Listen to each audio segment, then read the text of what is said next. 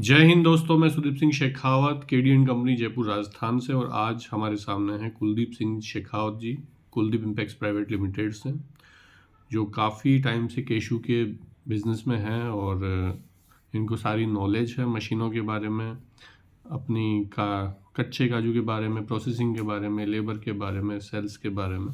तो आज इनसे हम बात करेंगे कि जो लोग नया काजू की फैक्ट्री लगाना चाह रहे हैं, उनको काजू की सप्लाई साल भर किस रोटेशन में होगी, किन किन कंट्रीज से होगी और कैसे होगी, बताइए कुलदीप सिंह जी। नमस्कार दोस्तों। मैं बताना चाहूँगा कि काजू की सप्लाई अलग अलग ओरिजिन से पूरे साल अवेलेबल रहती है। ऐसा नहीं है कि कुछ पर्टिकुलर महीनों में मिलेगी। कंट्रीज चेंज होती रहती हैं। जैसे अभी रिसेंटली दिसंबर में हार्वेस्टिंग चल रही है घाना की। अगले 2-2.5 महीने घाना की हार्वेस्टिंग चलेगी। तब तक टोगो बैनिंग शुरू हो चुका होगा। अप्रैल के अंदर हमें आईवीसी मिलना शुरू हो जाएगा। मई जून में बिसाऊ मिलना शुरू हो जाएगा। अगस्त सितंबर तक बिसाऊ, सेनेगल, गाम्बिया सब मिलेगा।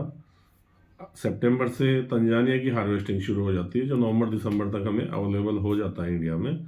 और इसी तरह दिसंबर से वापस घाना की हार्वेस्टिंग शुरू हो जाती है। तो ये राउंड द क्लॉक पूरे साल ये चीज़ चलती रहती है। चलो, ये तो हो गई बात की हमें सप्लाई कैसे होगी। अब हम बात करेंगे कि इनकी क्वालिटीज़ क्या क्या रहेंगी शुरू से लेके एंड तक। सर, मेरा मानना है एज ए प्रोसेसर, मैं अपनी फैक्ट्री भी रन कर रहा हूँ, तो एज ए प्रोसेसर मैं सजेस्ट करूँगा कि ज़्यादा से ज़्यादा एलबीएस का माल कोई भी प्रोसेसर देख के खरीदे। 48 एलबीएस से नीचे का माल मैं सजेस्ट नहीं करता कि किसी भी प्रोसेसर को लेके काम में लेना चाहिए, क्योंकि रिजेक्शन ज़्यादा होते हैं कम एलबीएस में। जितना हायर एलबीएस होगा रिजल्ट उतना अच्छा आएगा। नहीं, बट अभी हम बात कर रहे हैं कि कंट्री वाइज जब हम ईस्ट से वेस्ट की तरफ चलेंगे और साल शुरू होने से लेके ख़त्म होगा, तब तक हमें कौन कौन से कंट्री से कौन कौन से एलबीएस के माल मिलते रहेंगे, नए माल मैं फ्रेश। हार्वेस्टिंग के हिसाब से शुरू करता हूँ। जैसे अभी रिसेंटली घाना हार्वेस्टिंग शुरू हुई है। 51-52 एलबीएस तक का माल हमें घाना से मिलता है। 50 से 52 आप पकड़ के चलिए जो मैक्सिमम माल आता है। घाना के साथ में बेनिन, टोगो और बुर्किना फासो का शुरू होगा। वहाँ मैक्सिमम एलबीएस 50 होता है। 47 से 50 के बीच का माल होता है। माल अच्छा होता है, नो डाउट। माल वाइट होता है इन तीनों ही कंट्रीज का। बर्किनो में हल्का सा ऑयली कंटेंट ज़्यादा होता है। टोगो को लोग बेनिन के बेचते हैं। बेनिन ने अपना एक्सपोर्ट बैन कर दिया है। अब इससे आगे बढ़ते हैं नाइजीरिया में 2 अलग अलग रीजन है, ओबोमोसो और कोगी।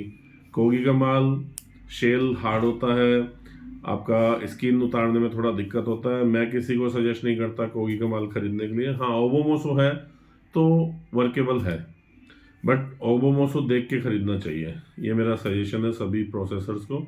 अच्छे से चेक करके खरीदें। पता चला कोगो को ही कोई ओबोमोसो कह के हमें दे दे। अब उससे आगे बढ़ते हैं आईवीसी का माल 52-53 एलबीएस तक, वही घाना के बाजू का कंट्री है, लगभग वैसा ही माल होता है।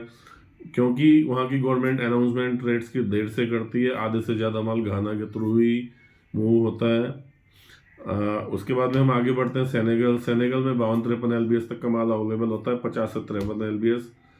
फिर आगे बढ़ते हैं बिसाऊ में हमें 55 एलबीएस तक का माल मिल जाता है। अगर आपने फर्स्ट क्रॉप लिया है, अच्छे से प्रोसेस करके उसको वहाँ से ड्राई करके भेजते हो, आप आराम से 55 एलबीएस उसमें से निकाल सकते हो। वही बाजू में गाम्बिया 52-53 एलबीएस का माल होता है।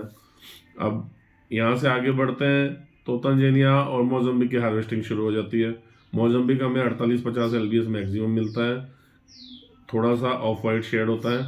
फिर अपन बढ़ते हैं तंजानिया दुनिया में सबसे बेस्ट काजू माना जाता है। 54-55 एलबीएस तक का माल आता है, 52 मिनिमम, 55 मैक्सिमम।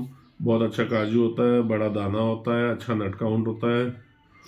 इसके अलावा कुछ और भी छोटे छोटे कंट्री है जहाँ मिलता है काजू, बट वहाँ की क्वांटिटीज़ बहुत थोड़ी हैं। जैसे कंबोडिया हो गया, इंडोनेशिया हो गया, वियतनाम हो गया, आपका थाईलैंड हो गया। इंडिया में भी थोड़ी बहुत क्वांटिटी निकलती है, बट मैक्सिमम माल इन वेस्ट अफ्रीका और ईस्ट अफ्रीका कंट्री से ही आता है। Okay sir, thank you very much for your information. धन्यवाद।